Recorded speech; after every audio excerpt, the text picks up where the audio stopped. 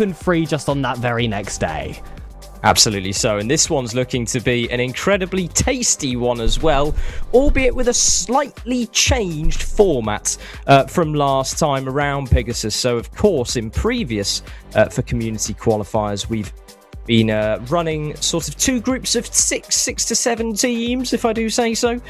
This time around, of course, a lot of players taking their annual leave, going on holiday, bits and bobs like that. So we've got a few twists in the tail and a few late entrances. But the group stage, as it stands, is as follows. Group A has the Storm Shadows, Sparrowhawks and Serpents. And Group B, the Merlins, Harriers and Jackdaws. And of course, now that we're entering the second half of the Pro League split, these points really do mean everything, Pegasus. And we saw how impactful that initial seeding is as well in the Swiss stage, just to get yourself off to a really good start and try and build up some momentum. It's going to be best of 3 formats throughout the entire day here, and of course during that Swiss stage as well. So even though that every single one of these teams will be qualifying for that Swiss, that's still going to be a very important factor for the rest of the day as well. There's definitely going to be a lot of pride on the line. My eyes are set towards the Harriers there, who have those 2 British Army teams to fight off. Absolutely so, and I think honestly it's very difficult to sort of call these mid to low pack battles, and just given the nature of the format today, these teams of course are just playing for seeding towards the Swiss stage. So they are offered automatic invitation through to that stage, but I'm really looking towards the Sparrowhawks and Serpents scrap in Group A, and also the Harriers Jackdaws I think is going to be remarkably close and quite difficult to call in terms of who's going to come out on top tonight. Yeah, it's going to be a struggle for the rest of the day, but that's why we get the joys of having this one all out of the stream. Sports wouldn't be exciting if we had all the clues of which teams were going to win either way. And we actually did see quite a few potential upsets, I would say, in the last Open, with a few surprises actually happening at this qualifier stage. So I'm hoping again for the next Open in a row that streak can continue. But hopefully we get some more game freeze as well, because we definitely felt a little bit of sweet fatigue as well with the first two. Yeah, definitely so. And I think if we reflect back on the marathon of BO3s we had last time around, Pegasus, they happen really thick and fast, and there isn't much time to acclimatise. And I think it's worthwhile us mentioning the teams on stream for this first matchup of the day, the RAF Harriers and the BAE's Sparrowhawks. Now, on paper, these two are remarkably close together. Now, the BAE Sparrowhawks are sort of a combined trio looking around sort of 1,300 MMR, give or take, and then Harriers in their counterparts just sitting under that around 1,250. So it really is close to call on paper, but, well, the gameplay does the talking, doesn't it, Big? Yeah, it does. And I've been looking at the history as well of both of these two teams. I saw that in the most recent Open, they finished in the exact same spot. It was in that 1-in-3 range of the Swiss stage. They didn't even play each other once during that portion. So it'll be nice to see for once an actual differential matchup between these two, because that could very well help us try and make those predictions for the future. But in terms of getting these game-free dreams coming to life in these first series, this was the matchup to go for. Absolutely, and I think this is going to be a really, really tight one, but I do believe, Pig, we've got all of the players ready and raring to go. It's the RAF Harriers in the blue and the British Army Esports Sparrowhawks in the orange, and there are some serious legacy names on the field, the likes of the Real Zero, who we saw competing in inter-services last year, and so many competitions over the course of the last year and a half or so, give or take. And he's really been a player to add a lot of individual mechanical quality to this Sparrowhawks roster. Well, we'll be the player to look out for. And of course, in the first 15 seconds, though, it has been somewhat of a passive start. We do find that very often when we do start the day, but there aren't actually many teams that I would say come out the gates quite early. I would say some of the perhaps upper echelon RAF teams certainly do, but for the time being, just a few light jabs being thrown with Also yet to see that first haymaker. It could be it from Spen. This one right on the jaw of Ali Moore, but it's still tipped over the bar. Really silky smooth attempt on the flick past the last defender, but it wasn't quite enough as Charlie Sierra, or as he's known on the pitch, Connor, steps forward proudly into that corner, and here comes that star man now, just stuffed away with that challenge.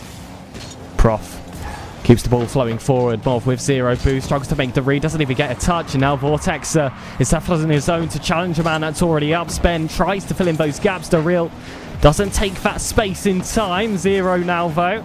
Can take the ball up high with that pass from Prof, actually falling towards that opposite end. Ali Mov holds it down in the final third. Connor's struggling for that 50, and Spen finally has a moment to breathe.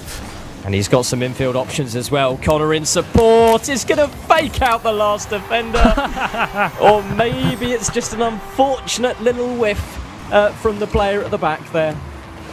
I do want to say that wasn't towards the defence at Sparrowhawks. It was the cheek of Spen to dare steal that goal away from Connor. And I tell you what, if you had a peek at the scoreboard right now, he's certainly going to have a few critiques. Ali Mov off the ceiling, can't get any further. Spen wants to fight through. Vortex hasn't got a wide enough touch, and that leaves the gate open for the double up for Harriers. And Prof is a player who I had the fortune of meeting just earlier this year, and it's a player with plenty of passion for the game and a lot of energy about him.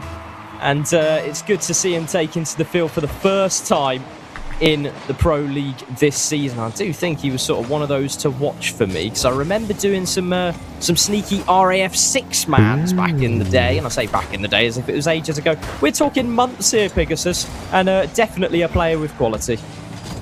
Months ago, well, with how quick the seasons go during the BFBS, that actually is quite some time. We've seen how teams can completely change in a few weeks between qualifiers. And Ali Move has changed his entire gameplay in mere minutes. The ball drops down, has to challenge this one with confidence. C-Spen has just gone a slight bit too wide with that. Powers through a demo afterwards. It's just going to be the cherry on top. And I'm sure Fezzi's going to correct me if I'm wrong, but I do believe Ali was actually scouted from that free agents portal at the start of the season. And there have been quite a few talents that have come to fruition just because they put their name out there. And it's very nice to see them on the pitch, not just this time, but representing an official roster as well, such as the Sparrowhawks, who are going to be very, very happy now that they've got one on the board. Well, I hope that you all heard that at home. I know that there is also a giveaway that's supposed to happen in the BFBS server. If you reach a certain point, potentially, you could be here next season. You've just got to put that name forward. Spen steps forward, stopped by Vortex. Prof doesn't get that layoff quite towards Connor. 0. He's able to cut down that gap. Prof has this one holding towards Spen. There's a lot of pace in play from the side of Harriers, but it's still a bit disjointed when they get to those final lines. It's not a comfortable clearance from Prof, and it's going to give so much space for Ali Mov to try and get something going as 3 blue players are stretched thin trying to commit for that ball. Now Vortexa with a little bit of a chance. Hits that ball towards the target, just right of its mark. Prof gets a touch down the centre of the neutral third, though. Still feels beaten towards the Sparrowhawk side. They need to get a goal in the next 90 seconds. Been all too used to the best of 5. The players on this pitch, though, have all played best of 3. Spen manages to get that save. Could be the one to save this opening game, especially if they can score on the counter. There was an opening, but 0 will be thanking his lucky stars to even get the chance at the clearance. Ali Mov is in a good position to follow up from Vortexa here, unfortunately. Just couldn't quite cling on to that touch as there's now an opening on that right-hand flank. Here comes Ali Mov towards the target. The pressure piling on as cars fly left, right and centre of that goal line. But it's still safe for the Harriers. It settles down here in the wing and immediately switches towards the other side as soon as I try to tempt that there is calmness on the pitch. Connor goes for that bump. Vortex escapes, gets that touch on the ball, and that's exactly what they needed to get that clearance out. But when it comes to actually getting scores on the doors, there's still one more required in these 30 seconds. The real 0. Are you the star man? We think he might be. But he needs to deliver something a little more convincing than that air dribble as the ball loose in the midfield now. It's first taken to by that very player, Vortexa. Left in a difficult spot, and I do believe, Pig, this ball's just going to fizzle away here. Yeah, they've got a boost of its own. I mean, it doesn't contribute. No. It's still not a nice way to end a game. That's certainly going to leave an aftertaste. But either way, I would say, to give credit towards the Sparrowhawks, I did feel like they were ramping it up as the game went on. I definitely saw more chances in those final minutes. However, on the flip side, I didn't really see the Harriers slowing down either. It felt like they were trying to play catch-up against a team that they were still refusing to trip up. Yeah, and there were some really, really nice moments. We see the likes of that demo forward play from Ali Mov. And as those seconds tick down, Sparrowhawks had just ran out of energy. Unfortunately for them, that is the story of Game 1, but very promising signs for both teams, I think, now that they've got themselves settled. Yeah, certainly. Not just for this matchup. These are two teams that definitely want to build off of each other with how closely matched that they are. These are the two teams that are just on that fringe of trying to get into top 8 if we are going back to their recent performances, of course, in that second open. And I'm starting to see some signs here from the Harriers that there is some improvement. But now all the call is going to be towards that Sparrowhawk side to respond. Well, here we are then, game number 2.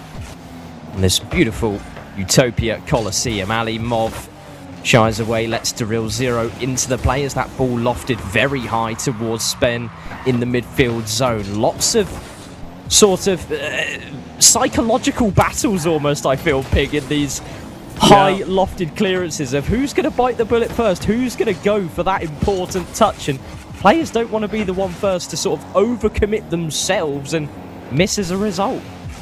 I mean, when we compare what we see often from the likes of the SEA Dragons at the grand final, they jump so early, whereas with some of these, like you mentioned, about 1300 kind of range teams, there isn't as much confidence in the mechanics to get themselves up early, but you've got to make that right balance of, am I going to touch this ball? Vortexa certainly hasn't, but also, am I going to beat the man I'm challenging? Zero's completely unchallenged there. Either way, that touch heads straight towards the corner.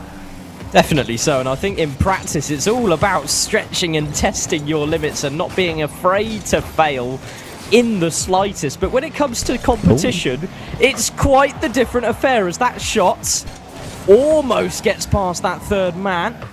Was a pass available in field as well, and I think if he just tried to push it central, well, his teammate would have done the talking. Off the corner. Alimov has to be that teammate in this instance. The furthest back player is demoed, but Connor just had to get it. You feel Psycho. Any touch possible, and they would be up right now. Oh, it's so difficult, isn't it, though? Because when you're following in that second man position, you don't see that demo coming until it's almost too late to register. And I think it was just a bit of a deer in the headlights moment of, oh, is that an open? It is an open goal.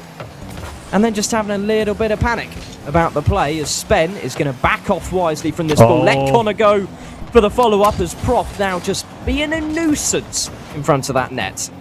I want to give credit, though, to Zero. I thought that was a completely open net, but he did such a quick recovery. But he actually was a player that they had to try and take the ball around. Connor, again, not just not getting the power behind his strikes.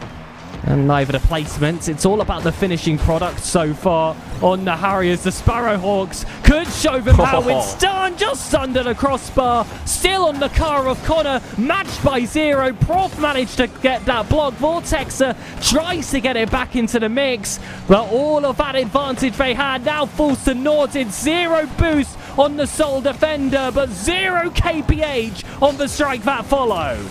Here comes the counter then, but Spen is there and standing firm for the clearance as he pounces down this right-hand side. Vortexa loops the ball round. Prof infield towards Connor. It's a shot towards net. Buried past the keeper. And poor Alimov, there was absolutely nothing he can do. He put his full frustration of this match so far into that strike.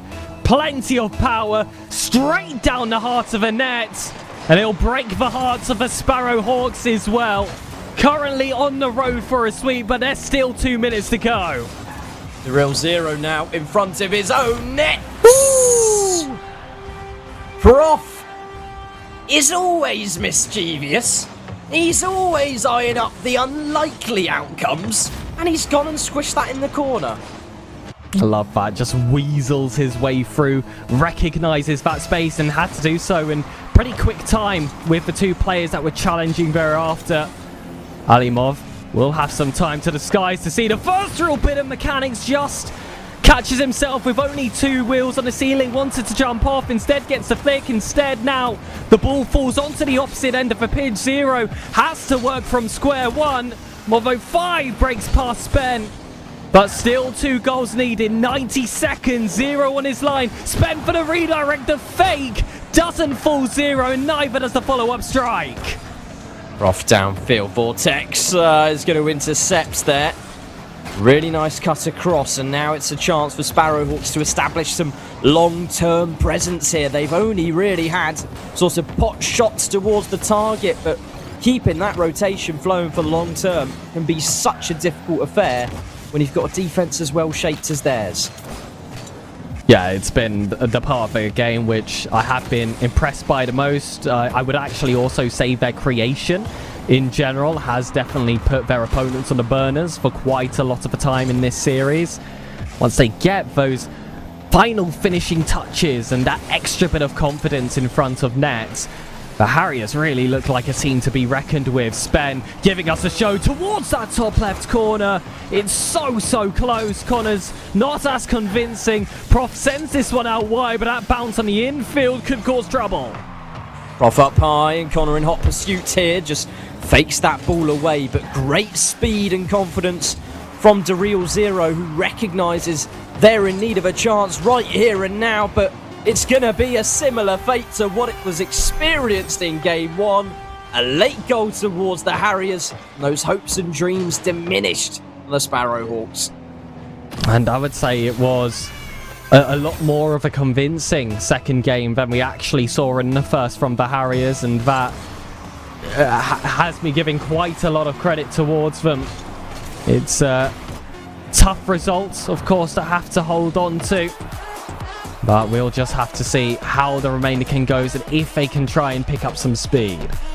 Absolutely, and I do believe potentially one of the players struggling when it comes to their own connection, should we say, in the series. But nonetheless, just taking a look at the highlights once again, the shooting of the Harriers in this particular game was on form, wasn't it? I mean, every single opportunity that they were given, they took. Yeah, especially in that second half. It felt like it took them that game and a half to warm up, but with how they are playing now, it looks like what could be just the second half of the series at large could be completely Harriers dominated. It's tough when I look at the Sparrowhawks because there are those small glimmers of excellence, I will say, when they are in possession, but off possession, they really struggle to take back that control. Yeah, definitely so. And I think really the story is for the Sparrowhawks that the defense can withstand, but the attack cannot be held. And it's a difficult balance to strike, isn't it, between keeping that defense really deep rooted versus just going all guns blazing the other direction. And it's tough in this matchup specifically when you have two teams that on paper are so close, but when you actually bring that paper towards the pitch, it's not quite matching my expectations so far. Maybe it is a slight playstyle difference. Maybe it's a team that struggles having all the pressure put towards them against a team that actually does a great job at piling on the pressure. We see that very often, especially in these champ ranges, that you do have teams that are better than some things than other. It's not a very vertical matchup either. In fact, a few times that we actually saw anything of that kind attempted, it was the Sparrowhawks, but they just have not been given that space or that boost, frankly, off the back of being challenged so often to go for those kinds of plays. Definitely, and I I do have confirmation. We're just doing a quick server restart just to make sure everyone's playing in the best possible of circumstances. And it is going to give these teams a little bit of time extra to think and recompose themselves as they enter what could be the final match of the series. Well, look, you're a man of many, many, many hats, as we all know, whenever you are casting and have the camera on. I want to challenge you to put on your coaching hat this time for the Sparrowhawks. You are 2 games down, have to come back from 3. Arguably, the second game doesn't go as well as the first, but you see glimmers of hope. What would you be saying in this short space of time in between this server change? Well, I think ultimately they need to extend that first man forwards just a little bit and play for that disruption, because I find when you're against quite grounded opponents, you need to sort of just get in their way, especially when they're on attack. Just make sure you disrupt that rotation as quickly as you can and give yourself that open space to play with, but also to make sure that that third man is facing the play as best as they can. Because often it's the case that you want to keep moving all the time as a last man just to try and keep the momentum high. But really, you just want to prioritize facing the right direction at the right time to do your job pick. Those would be the 2 ideal focuses for me. And unfortunately, Owen, my freeze rank isn't looking too hot at the moment compared to where it is usually. And I've actually been in these same kind of lobbies, actually slightly lower. And what I've been seeing recently, especially, is what you were talking about there with the third man really applies, where there is a decision that's made and it's not immediately going towards them. So they get in that third, they're facing forward, they're waiting for the ball to drop to them. It doesn't immediately drop for them. That's when you see them turning. They want to carry all their momentum, when actually you can have those moments of, I'm going to hold my ground, I'm going to trust my initial intuition, and I just need to wait for the play to fall that way. And when that moment comes, I will be prepared. It stops some of these panic touches that we're seeing go straight towards the corner. It's going to stop some of those awkward aerial plays where you're facing towards one of the mid boosts, and ideally you'd like to be committing either forward or backwards, as you said, more forward in that kind of case. And I'm hoping that the players, if they watch back that stream, if they watch back any of those replays, start to recognize those moments that they can adjust for the future. Yeah, definitely so. And I think, honestly, we see that same pattern of mistakes translate all the way to the highest level of Rocket League. And we're talking the professionals as well, the guys that get paid the big bucks as well.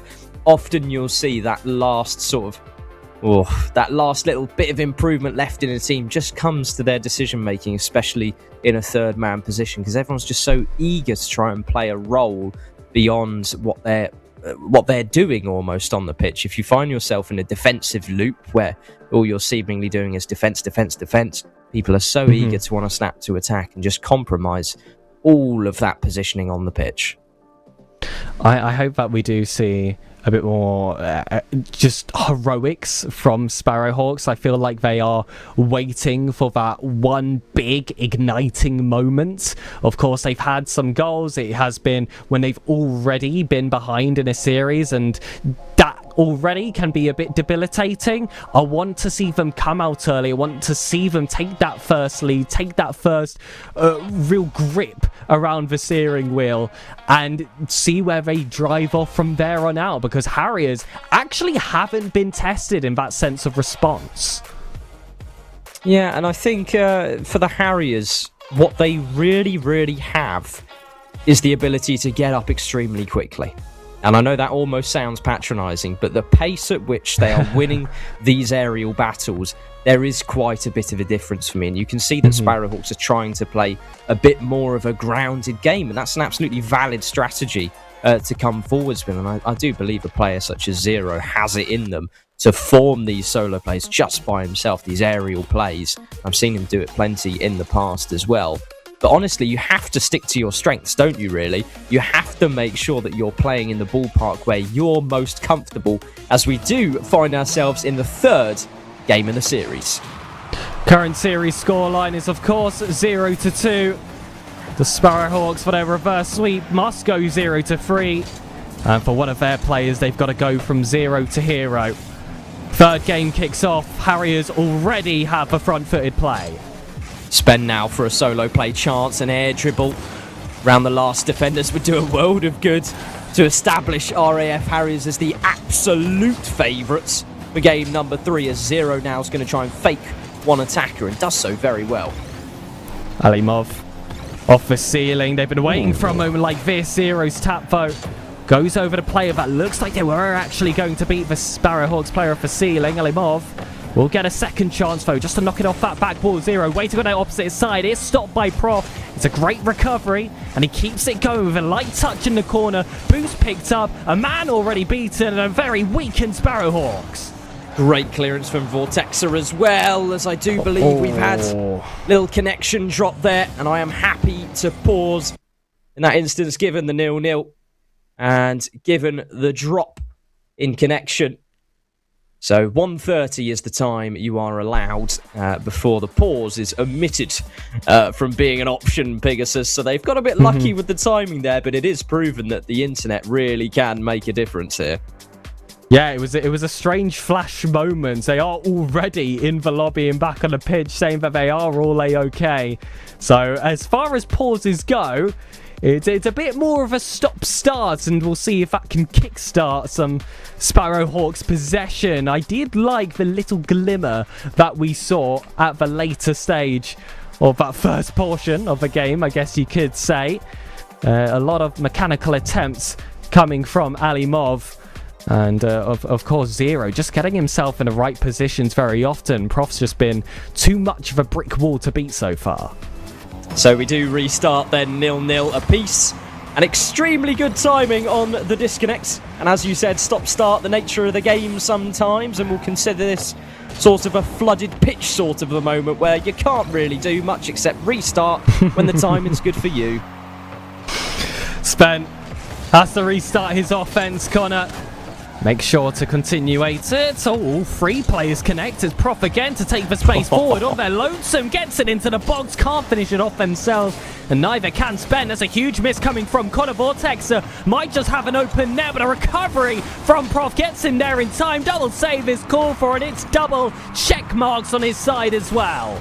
Vortexer, no contact found, but Zero's there to follow up. Sidewall double touch imminent towards the centre, but just chips at it a little underneath the ball as Spen facing backwards. Prof awkward on that front post, can only send the ball back to halfway, but it's starting to look really, really promising for the Sparrowhawks. Starting to look scrappy as well. This is the do or die moment. This is where you want to get a little bit physical. Perhaps they were listening to the stream. Listening to Psycho's advice as well. Zero isn't going to get that pass over towards Alimov. That could have been disastrous. Now it's Prof up high. Needs the second touch. Two players, though, didn't have to go up for it. Vortexer, as that last man, has passed that one straight down. Top corner strike, though, is stopped by the crossbar. The follow-up is stopped by Zero. And it's going to give a little bit of a chance here for Sparrowhawks to just regain a little bit of boost and control over their positioning on the pitch here. As Daryl, with full control of that backboard, has basically been swarming it and just doing laps for the past 30 seconds or so. So I think he's identified that the Harriers love to play towards that backboard at the moment, and there he is again to get rid. It's a really good adjustment, and it is really awkward when your backboard is getting exploited and you don't have a player there readily available. That's when you have to start making those reads, increase the risks, and even if you get that touch, chances are it's going to fall straight back into the centre. Sparrowhawks have given me, frankly, everything I thought they needed in between the break, except that first goal. It's going to be a great 50 from Zero as well, and Spen's looking extremely comfortable to prod that ball forwards. There's Prof again for the back pass. That ball's going high. Connor bumps away from his troubles, and that man on the backboard, there again, no contact found, just dished up to Spen. The ball shall go, but again, it's that missing piece of the puzzle, isn't it? Yeah, it is for both of these sides. Look in between the sofa cushions. Anywhere and everywhere. This is a must-find for the Sparrowhawks. It's getting into that crunch moment as well with the nature of this game. The next goal feels very likely to be golden. Alimov has put up a serious performance in this game, number 3. And often has he been in those positions to chip the ball downfield and create for future. As Prof is only going to go as far as the halfway line this time around. Another high, long ball from Alimov is really going to test the defence. Now is the chance, but it's saved away by Prof just on that right-hand post. He has been a cat in the net. His reaction times have been immaculate. Definitely didn't expect both of his teammates not to get a touch there, but still was able to readjust. The real zero, though. Strike just ends up going high, and Harry is proving that the Sparrowhawks are the only team that know how to defend the backboard. But shots on, last 10 seconds, 50 is good for Vortexer. Steals it away from a teammate. Spen makes that final ditch save. It could be the last one called for in regulation. Zero hasn't found the target. Ball has hit the ground. And now in the OT, it's the same scenario. The Sparrowhawks must score. And it's one of those situations where you can just hear the comms, even though there is absolutely nothing for us to hear. Those two players scrapping over an opportunity to put that ball away. And the double commit was costly. The man with boost couldn't get that shot away with precision as that ball loose in front of net. Connor rips one towards the target as well. And that is job done. Game, set and match for the Harriers. And again, it was two players bunching up at that front post. The Harriers recognise that they have that numbers advantage once that point is reached. And they just timed their run to pure perfection. It was the last 30 seconds where the Sparrowhawks were reminiscent of certain animated seagulls. You were talking about the comms. I imagine it was mine. It's one of those situations where Harriers just had momentum in their side. And as much as Sparrowhawks, they fought bravely, they fought hard to get something back from that final game. I mean, ultimately, there was only going to be one winner. Congratulations to the Harriers, of course. Splendid performance from them. Yeah, they were just the more consistent side, and often, especially in this competition, we feel like there definitely is a lot more of a winning formula for those teams that are not just for peak potential. They can keep at least a bit of coal burning for the entirety of the series, even if that was maybe a bit more of a better performance from the Sparrowhawks. It was just enough to stick ahead. The sweeping result might feel harsh, but ultimately there was just only one team that knew how to get the job done. Absolutely, and moving on to the rest of their matches in the group.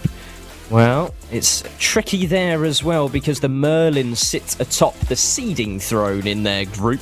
And of course, they have gone on to find success in the Swiss stage as well and may well be knocking on the door towards that top 8 qualification, even Pegasus, if they are firing on all cylinders. So that was an important match for both teams to sort of position themselves for the Swiss stage to come.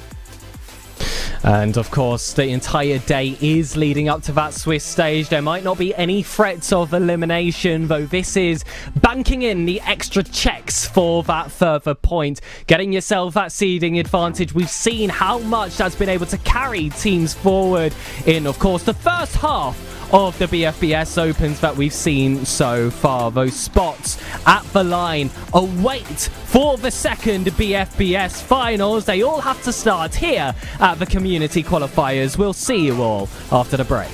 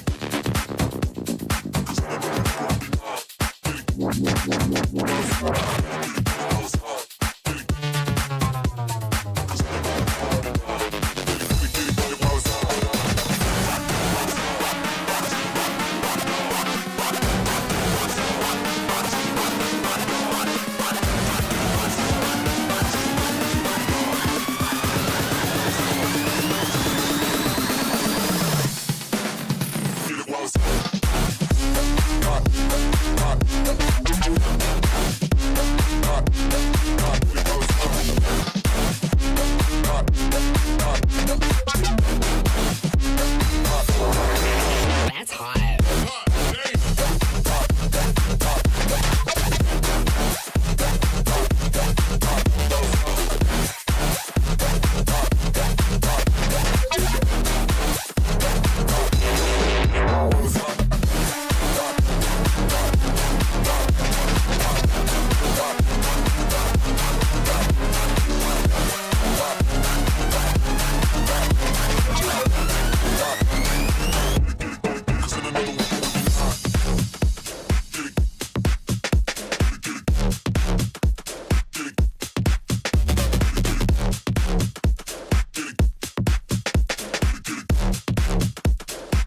Get it while it's hot.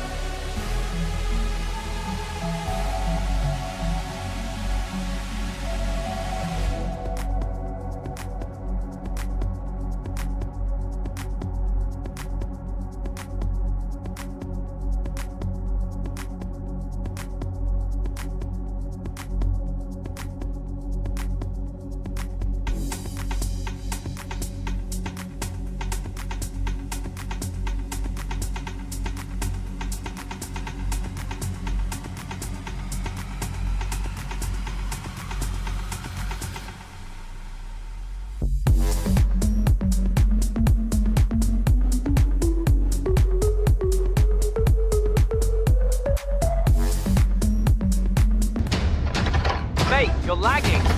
What are you doing?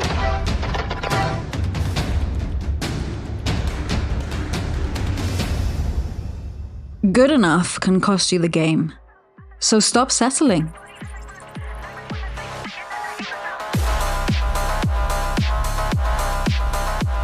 Wifinity is built for real life on base, so you can game without compromise. Posted somewhere new? Take your Wi-Fi with you, no hassle. Get fast, reliable Wi-Fi with Wifinity. Use code BFBS50 to get 50% off the first 3 months.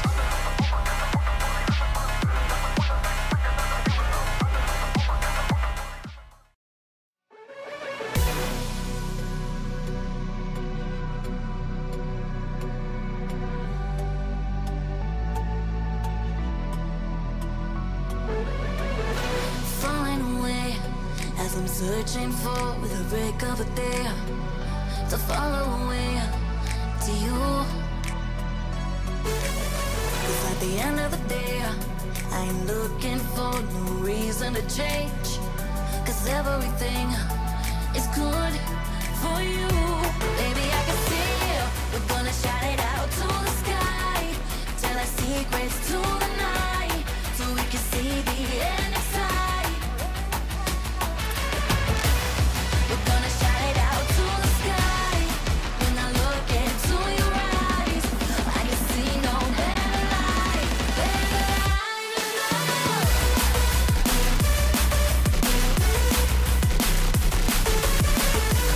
We're gonna shout it out to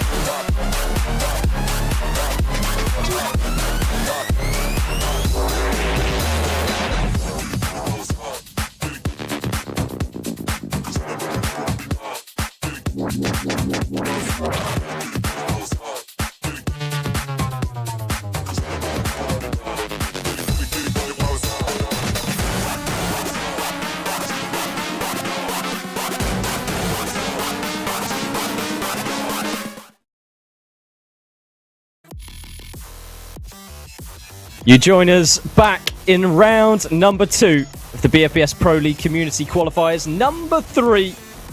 And we've just finished watching the RAF Harriers take the British Army Esports Sparrowhawks by storm. 2 teams that previously were inseparable on paper, and it was absolute destruction from front to back. But nonetheless, I have a new partner in crime to bring you the action in series number 2 of the day. Deromus, the legend from BFBS F1 and also the Pro League gone by last season. How are you doing today? Yeah, I feel fantastic. I mean, it's nice to be on a Rocket League broadcast for once. I mean, it's taken some time to get here because of the Mustangs' performance, but we're not playing this week, or next week for that matter, or for the rest of this qualifier. So I'm here to just dust off the commentary cobwebs and jump straight into some good Rocket League action. Absolutely, and we have some teams ready and waiting, so we're not going to keep them waiting too much longer, so we're going to let them get their cars grooving on the field nice and quickly here. For this second matchup of the day, it's the Royal Navy Serpent versus the BAE's Jackdaws, of course. Now, this is some familiar faces from the F1 series, as well on the side of Serpents, Deromus. Yeah, Runes in a Rocket League car. That is not what I expected at all, but it's a pleasure to see them on the pitch. It's nice to see them transfer their racing skills onto a 3v3 mayhem that we see live on our screens. And yeah, it's, you know, esports transferable. If you've got enough time in both games, why not do both games? Absolutely, and I think there's another face from F1 as well, and of course a huge name in Navy sim racing as well. Bomber Brown, who I've yet to see so far, and I'm chuffed to have him live on broadcast, but of course a man of many talents, infamous for his M4 GT3 sim racing, of course, which you can find on the Bomber Brown Twitch every now and again. But nonetheless, British Army Esports Jackdaws their opposition with a substitute in the form of UVG Tuto stepping up to the plate here. Yes, Veterans Gaming on the pitch. It's nice to see the substitutes being used as well. And yeah, you've always got a chance to play here in the Pro League, even if you are a free agent. But right now, it looks like the Navy side are going to take the opening goal from a strike from Runes and a good pass across there by Galaxy Reaver. Absolutely, and it's a nice play between the 2 players there. Runes, the first to draw blood from the eager Jackdaws, and of course they do have Klaus on their roster, a caster who takes part in the events of our wonderful producer Hazard behind the scenes, who's actually running this very broadcast today. So it really is a small world, isn't it? Yeah, I mean, you see people all around and all of a sudden their name pops up in a competitive scene and you start to question how on earth have they got there. But they're here to enjoy the love of the game, the beautiful game of Rocket League, and right now they need to get themselves on the front foot to the Jackdaws. They've been sat quite deep back. Runes has an opportunity here to play around with it, tap towards the back, 1 over 50 into the corner, and Danger? Grim? Dr. Grim. Dr. Grim. I butchered any way you pronounce that name there. Dr. Grim had an opportunity to get this one downfield and has done so. A bit of rotation mayhem as well. Scrappy Game 1 antics that we're used to seeing in Rocket League. And Bomber Brown here to flex some mechanical talent himself, and it's a gorgeous finish from Galaxy Reaver, who was brought on recently to this Navy roster. It's a lovely slot into the corner. Yeah, Tuto not able to get anything on that one. Looked like they had a chance to get a touch with the Dominus, but alas, not to be. Runes now gets this one off the kickoff towards the corner. Looking to get a third now for the Navy side, but Tuto will clear that one downfield. Bomber Brown a tap towards the left-hand side. Plenty of space now for the Army to work with it. Klaus hides time, but Runes comes flying in, looking for a pass inside, but Dr. Grim gets a touch out into the open. Bomber Brown in the midfield, full tank to work with then. 50 inside and around, it'll go to the corner. Strong play from Bomber Brown, I have to say, so far, and it's lovely to see the pace injected by this Navy roster just to make the British Army team work. Of course, the Jackdaws are coming in as the lowest team on paper, representing the British Army esports teams, but it is an extremely close pecking order, and they're going to be chuffed to have their first true experience well, the second true experience of the Swiss stages on offer in the Pro League. Oh, indeed, with 2 minutes left to go, there has been a bit of momentum for this Jackdaw side and plenty of demos to open up the space for the Serpents to get forward. But the issue with that is that you're leaving one car high upfield and the pressure will still amount towards you. Dr. Rim will rotate back. Klaus Cast with a shot up pass towards Tuto. Not found though the pass there. Galaxy Reaver now with the counter attack upfield off the sidewall, flick towards net just off the corner. Runes with a follow. 3-0 to the Navy side. It's a heavy punch from Galaxy Reaver towards the crossbar, and Runes is just there to play clean up because the hard work was already done. It's now 3 goals to the good for Serpents, and Jackdaws struggling to find their footing and escape that defence at the back. Dr. Grimm uncomfortable on the backboard, but too good as well. Adela pass across, and they picked up the pieces here. The Jackdaws, they push in this ball forward slowly but surely, but Runes is there, full tank to work with a pinch, and that's going to bounce out uncomfortably. Galaxy Reaver just has to tap that one forward, and it's a 4th now for the Royal Navy Serpents. The Jackdaws, whenever they do get forward just enough, it's a shame because you haven't really seen much on the offensive front of them. It was just a slight overextension, and it was all that was needed to really hurt this Jackdaws side. As well, there is again a couple of woes when it comes to the connection. It was noted from the Jackdaws entering this competition and this community qualifier as something that they would have to battle through. And of course, the best teams, the best teams not just within this championship, but within the world really, it's all about overcoming adversity. And no matter what sort of challenges are put in front of you, just having that pure desire to win. And I think the best example I can reminisce on from recent time, DeRomus, was the Typhoons from last week. You had Cedric playing on a bed on a laptop. You had Stelios playing on Cedric's setup inside the same room using shared mobile data, and they managed to make a top 4. So anything is really possible. Yeah, it's definitely a unique experience. I remember them posting that into the WhatsApp group that we had, and I was like, how on earth are you going to make this work? And they did make it work. Very comfortable results for them. But right now, sat in the open qualifier, 5-0, 6-0, make that to Royal Navy Serpents coming out fighting, and these F1 drivers clearly know how to play ball. And they know how to do it quickly as well. Who would have thought? It's lots of collisions, though. I didn't really see too much of that from Bomber Brown at all in the F1 series. You sure? I believe Runes had a couple of comings together, but it's part and parcel of the competitive nature of the league, isn't it, DeRomus? Were we watching the same F1 races? I think so, yes. Oh, yes. No, I've just remembered something. Yeah. No, they both had a fair few incidents, didn't they? Maybe the demos were always on the cards.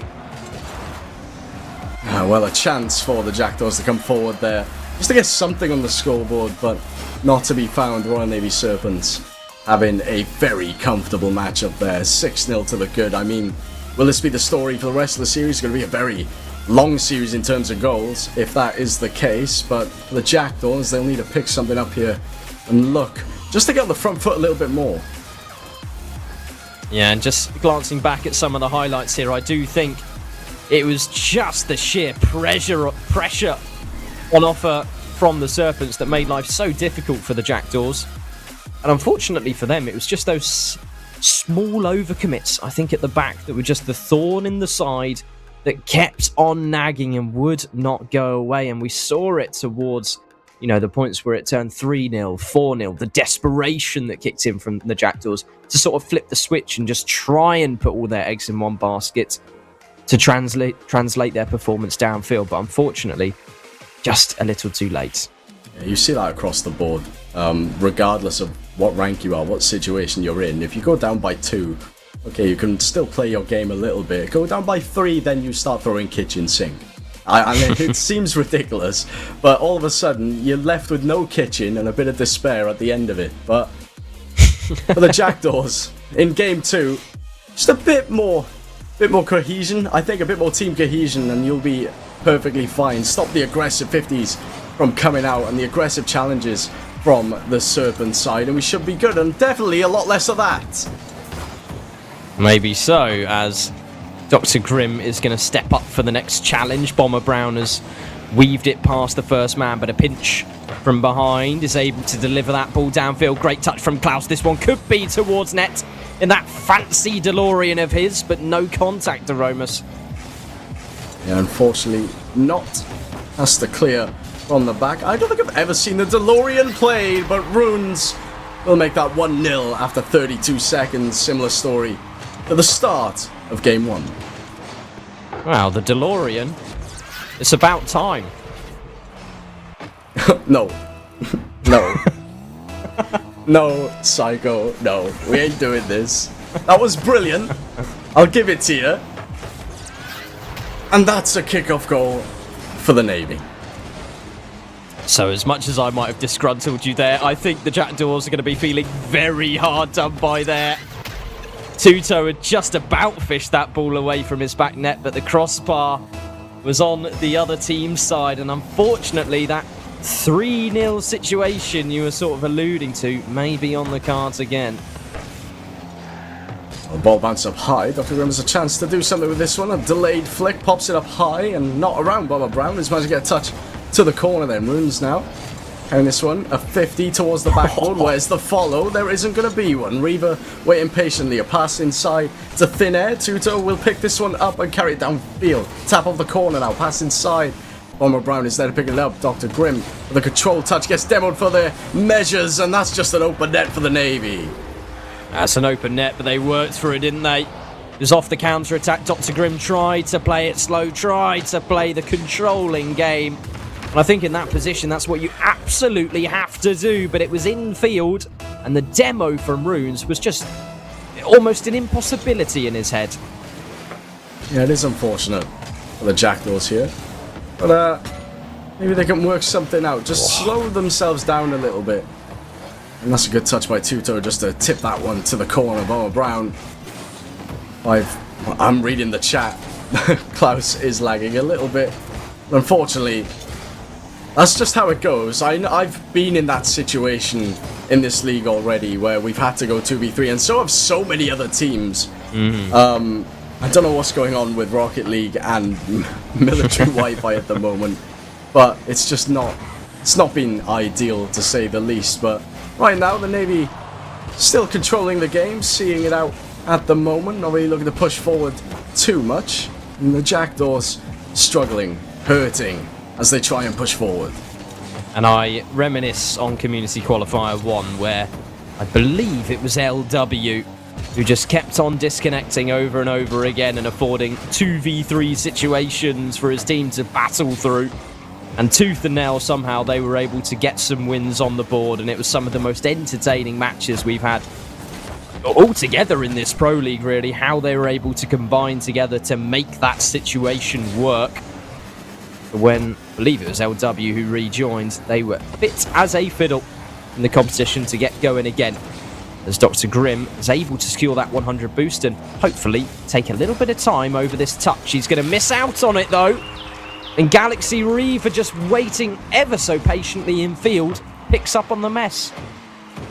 Yes, and again, close effort of a touch by Grimm there. If he gets that, it bounces up, and you're left in a much more comfortable defensive position because they're going to have to be a bit quick lap ball in the air, the Navy. But it's just these little things that you're noticing from the Jackdaws. They are trying to get this ball out and try and form an attack of their own. It's just not coming to fruition here, as the Royal Navy Serpents have been playing exceptionally well so far, just to keep the score at 0, and we're starting to question whether or not it's clean sweep territory.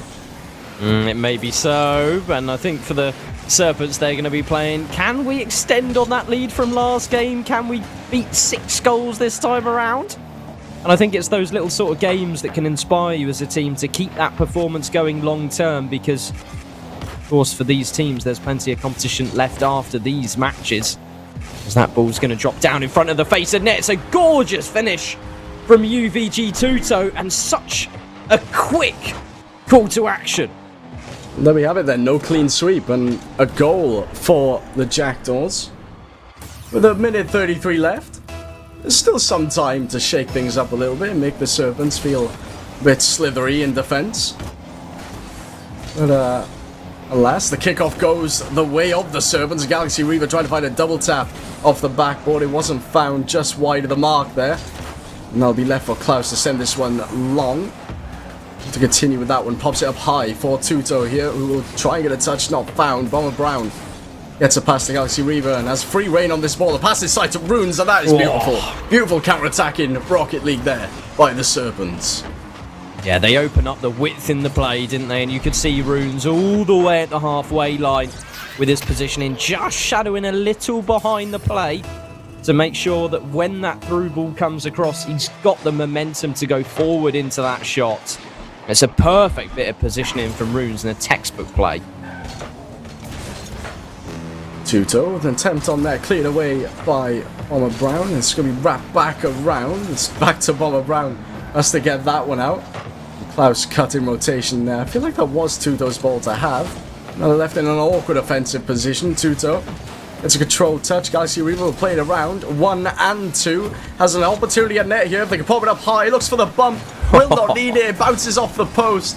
And a panicked defensive scramble there by the Jackdaws to keep it up 5-1. 30 seconds left to go. The ball very much in the wrong half if you're a Jackdaws fan.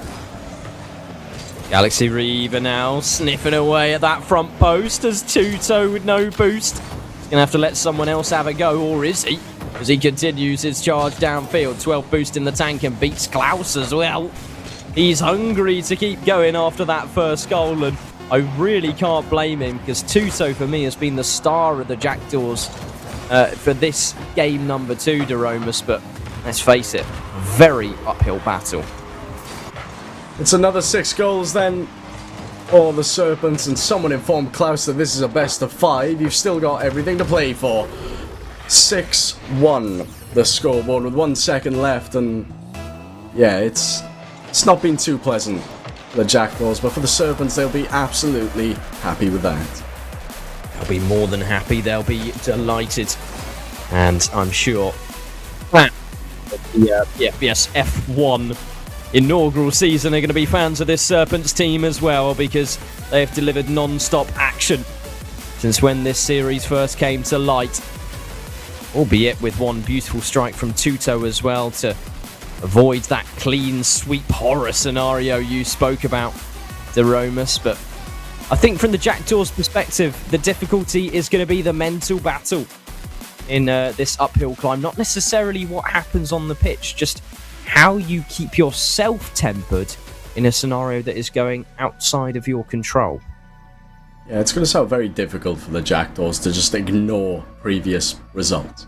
We're not an AI chatbot. We can't just ignore previous commands.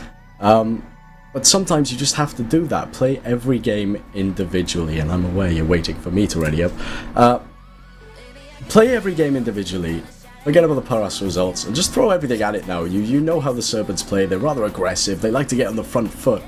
Try and deny them of that opportunity a little bit. Cause a bit of disruption in yourself. Demo the second man. Don't even think about the first or the third. Get rid of the second man. That's their attack whittled down a little bit. So Jackdaws, if you are hearing me, shake it up a little bit. We'd like to see a bit more of a strategy from you. Tuto, stay defensive. You're clearly doing well on that back line, and maybe we'll see a different outcome. What do I know? I'm just a player and a commentator. We'll just have to wait and see what Game 3 provides for us. Will it be more Serpents dominance, or will it be a Jackdaws comeback? Well, it remains to be seen as we step onto the field for the third match of the series. The BAE's Jackdaws have had their fair share of adversity to fight through, especially when it comes to the technological department, shall we say, in this series. And of course, they are bringing a substitute to the table as well, so it is about as difficult as it gets, but they're setting themselves up for a future to come as Tuto. Oh, Tuto, I just weaved a narrative in your favour. It was a brilliant little passing play to get that ball out from the Serpents. A 1, 2, and 3, and then a ricochet off the backboard by Tuto to tap it into their own net. A 1, 2, 3, 4 passing play if you include Tuto. I don't think they'll be too happy with that one. The ball into the orange corner once again here, cleared off the backboard. Tuto with a 50, and this allowed Grim to get this tapped up high. The second touch would do wonders here towards the backboard, but Galaxy Reaver already waited patiently for that ball to come across. Tuto comes flying in. And Dr. Grim has to head back. It's a full frontal attack for the Army. They had to retreat rather quickly, and it was a solid save by Dr. Grim there to keep it at 1-0. And some compliments paid by the opposition as well. Galaxy Reaver sort of, sending his regards for what was an amazing save. And that is a fantastic angle by the same token after he's ripped the shot, wraps back around, basically treats himself as if the bump never happened in the first place. What a finish. How they managed to doomsday that from there is incredible. I thought there wasn't enough space. Turns out there was. Perfect strike, 2-0 to the Navy. Almost 3 from the kickoff, but again, it's back into that orange corner. Dr. Grim has to play it patient. It rolls dangerously in front of the goal, and 2 does be faked out by Bomber Brown, but it's cleared away. Klaus now has a chance to clear this one, but Runes then sending that one to the backboard. A pass inside, no, just a fly around the ball. Galaxy Reaver will pick this one up into the corner, dropping it down, no one to follow. It's left from one corner to the other. Klaus Kast has a chance to clear this one downfield, but again, the rotations of the Serpents just looking rather clinical as a double demo hammer opens on the right hand side, and an opening for the Galaxy Reaver. Not quite a hat-trick just yet, I thought it was.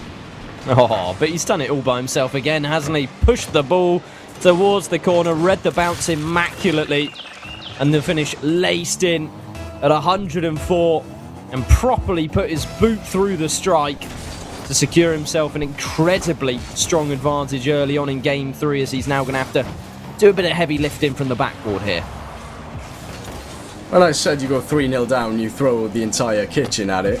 You put your mortgage on this one now. You're 3-0 down in Game 3, looking to be swept. At this point, you are going to see cars flying like crazy from the Army Jackdaws just to try and get some sort of control on this pitch. But Runes goes wayward on that ball. Bomber Brown slowing it right down, pops it over 2. And Galaxy Reaver with a fast follow, looking for another shot, doesn't find the hat-trick, and Tudo's there to pick it up. And I'm just still trying to wrap my head around what it looks like to throw an entire kitchen. I don't know how that's physically possible or what would make that happen. But I'm interested and I want to see it from the Jackdaws. As now, Dr. Grim pacing himself in front of nets. Runes with a massive clear towards the back lines, and it's going to be Bomber Brown who's been egged on and supported throughout the duration of this stream from the Twitch chat. But unfortunately, not quite the angle on that finish. It's not Galaxy Reaver though. Still charging forward, still relentless pressure from the Navy as Jackdaws have just been held back in their own half the majority of this game. Runes now back to the other corner. It's a lot of that play. Good demo though to open up the space. Galaxy Reaver cannot get this hat-trick to save their life. It's unfortunate, and Runes is displeased with the performance of his significant other in this particular team as Galaxy Reaver stepping forwards now, shadowing that play around. He's got very limited boost and can only just sit in the corner and wait for something to happen in his favour, but the shots are being rifled forwards from this Army Esports side, lacking in the accuracy they required, but Tuto still really eager to press an advantage downfield. So the pass in field then. Dr. Grim had a perfect chance off the nose, but now it's a counter-attack again from the Navy. One step forward, too far. It's a dink off the post again. It should have been at least 6-0 by now again here for the Navy, but that's just not happened. We're still at that 3-0 scoreline, and the ball will roll to Tuto here. We'll have a chance to get some time on it. Beats out 2, looks for a demo on the third, but Brown already up for that one, and we'll continue going back to the orange side of the field. Dr. Grim for the 1v1 situation has quite a heavy first touch, and it allows that third man safely to commit towards the players. Bomber Brown is going to have to conversely wait in this situation because the control is there. Dr. Grim with a gorgeous setup in field, but well positioned by Galaxy Reaver to stuff that play away. 35 seconds left on the clock then as Galaxy Reaver pick this one up, but it looks all done and dusted for the Jackdaws. It's painful for them, only getting 1 goal in this series, while, 15 now for the Navy have gone in for them. And, it's always been a struggle, but they'll qualify for the Swiss regardless, and that's just good points to their name, right? This is just a seeding tournament, and they'll be happy to experience the Swiss. But Runes looking for one better here. 4-0 with 7 left to go. Definitely so, and these are the sorts of teams that you would, well, frequently find sort of one of those, I don't know, 0-2, 1-2 sort of match scenarios in the Swiss, which is where these particular teams are likely to end up in the Swiss bracket. So they, you know, they're going to want this experience nice and early to know what needs to be adjusted potentially in terms of an approach. But nonetheless, the Royal Navy Serpents are absolutely explosive in this series. A 3-0 game result.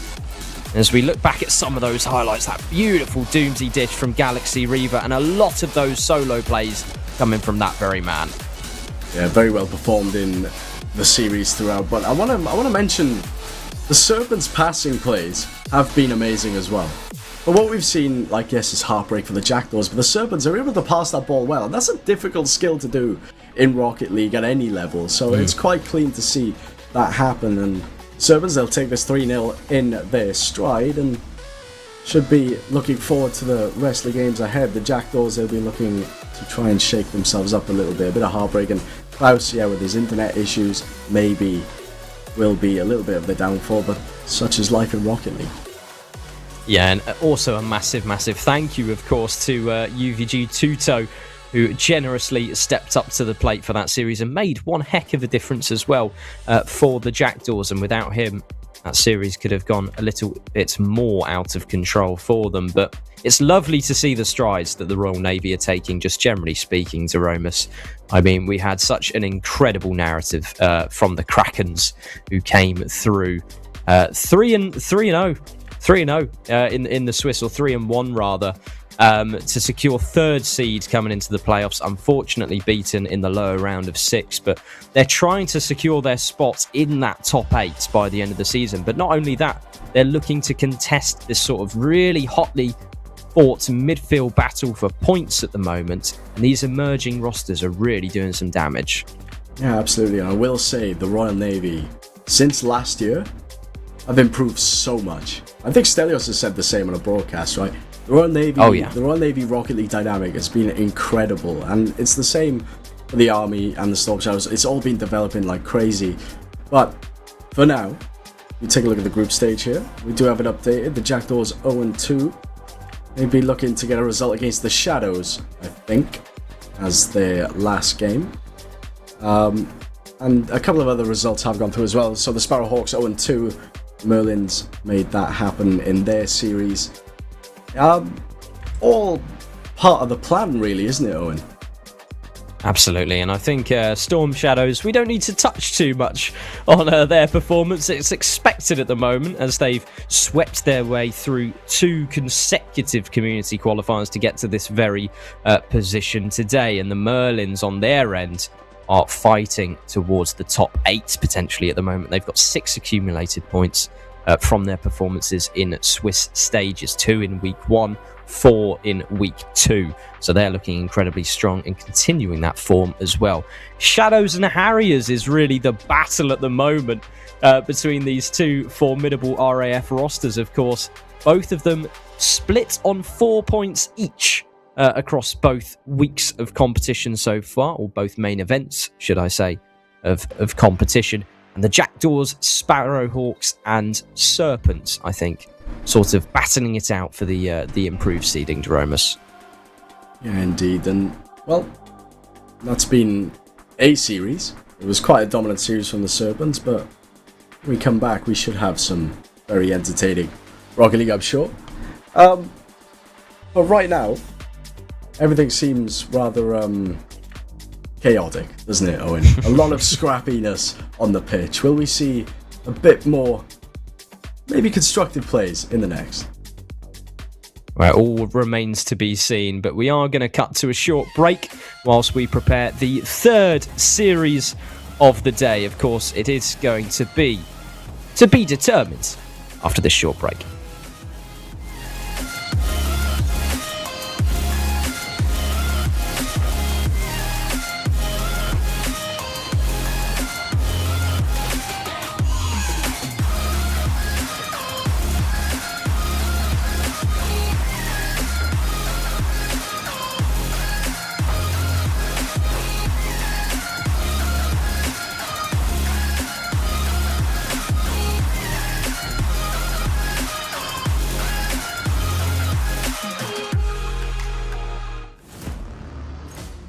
Out here, every millisecond counts.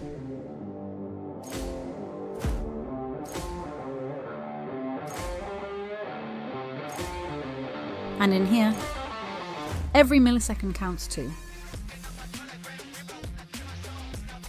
Never let delays ruin the action.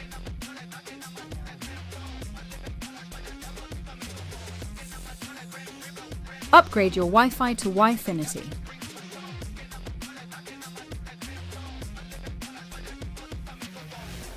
Use code BFBS50 to get 50% off your first 3 months.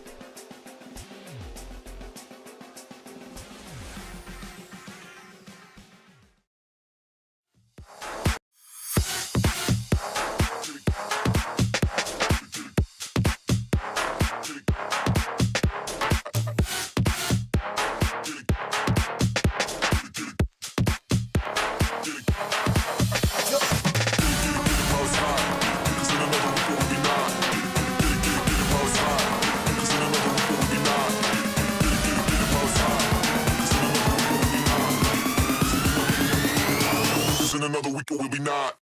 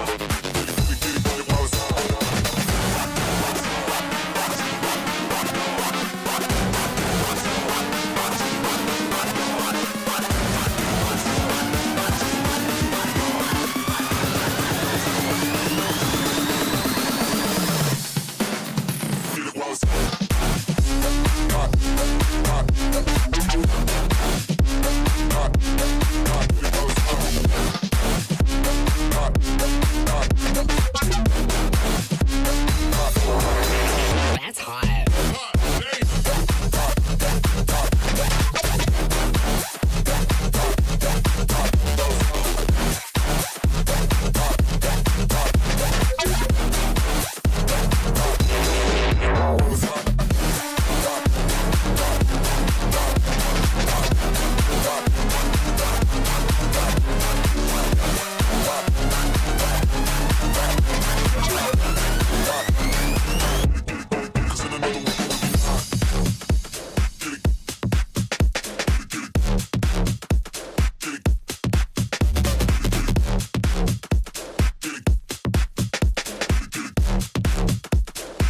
Get it while it's hot.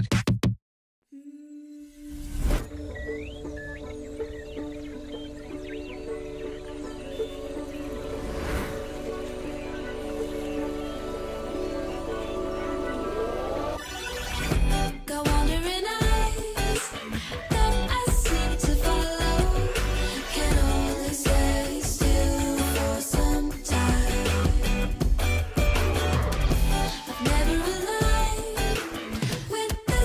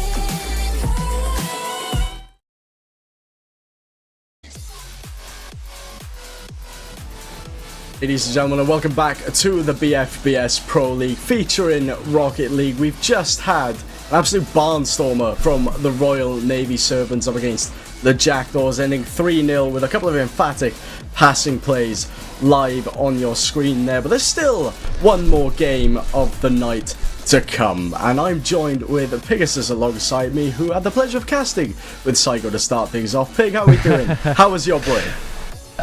It was great. I got to sit back, listen to you guys during that last series as well. Like you said, it was a bit one-sided, but there were many flashes of brilliance as well to keep you going. Every time I'd blink, 2 extra goals would be added. The third one would be some ridiculous passing play straight afterwards. And, well, I'm not going to be the only returning face for this final series, because the Serpents are going to return for one final showdown. They are indeed, and they're going to have to cook up something a bit more than just a few passing plays to outperform the team they have next, the Royal Air Force Storm Shadows. Now, they've absolutely dominated the open qualifier split of, well, each of the qualifiers so far, going unbeaten across the entirety. Now, Storm Shadows being G-Wood, Action, and Samez. Action, the funniest comm caller in NATO, by the way. If you've ever seen comm live, I'd recommend it. He's so on top of the comms, and he's so sarky with it as well. But the Serpents, they're going to have to put in some good effort here to just go, well, even 2-1. They're going to have to be the first team to take a game off the Storm Shadows in these group stages. It's going to be really tough, because if we look outside of those group stages of the teams that have taken series away from the Storm Shadows, that is a very exclusive club, and 2 of which were actually introduced in the most previous Swiss stage, that being the Krakens and the SEA Dragons, which forced Storm Shadows into that round 5. But in both of those playoff stages, there was one team that eliminated them on both occasions, and it is our 2-time champions, the Buzzards. So the caliber of teams that is called for to take down this side, it is not exactly going to be the club that the Serpents thus far have proven themselves to be a part of. However, if they are able to build up that last very convincing performance and take one here, maybe this could be the turnaround of something special. Yeah, hopefully so. And again, we can't really hype this game up much more than to be a one-sided affair for the Storm Shadows. Yeah.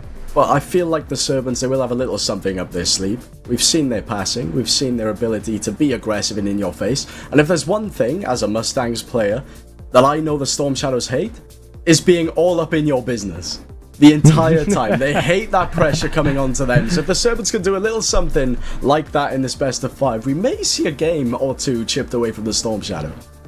I'm really curious as well to see the attitudes of these 2 teams in this final series. You headed into the day already knowing you were going to qualify for that Swiss spot, and the Storm Shadows, I'm not sure how challenged they are going to feel when they, have their debrief before this initial kickoff, but that will certainly have been felt by the Serpents despite that recent performance. So if there was a moment to maybe disrupt the apple cart a bit and catch a team off guard, perhaps this is the time to do it. But like you said, Doromus, this is David versus Goliath, but this David, I don't think, has a big enough stone to take on the Storm Shadows.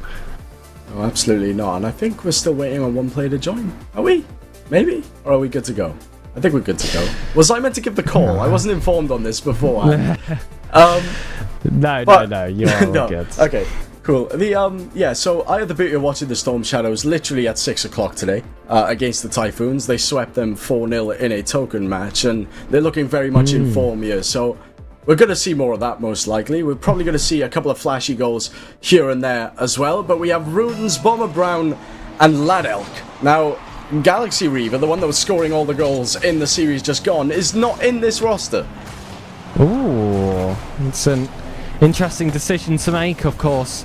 We know how difficult it was to find availabilities for a lot of these teams on this day, but G-Wood always seems to know how to show up, and he has done in the first 15. Let's go pass across by Action. Sam is picking up the pieces, and G-Wood, a very close third man rotation there, already showing the confidence early doors in game number 1. And it was just unfortunate the Serpents couldn't really do much after that initial kickoff. Now, though, they're going to kick off in their favour. Laddock with a pass inside. Runes with a shot will be deflected by Action. Sammers popping that one back inside. G-Wood should be there to pick this one up. Good rotation already. Laddock will challenge that one immediately, though, and it's set high towards the backboard. And a free shot for Action, but popped again off the nose. Sammers not getting there in time. Good speed by Bomber Brown. Oh, but now Laddock has to pick up the position. There was a little bit of tripping over feet over there in the corner. And that has slowed down any opportunities of a counter-attack. Now boost count looking awfully low. Runes has the most, and he's only got a pad's worth action. Has a full tag and a flip reset.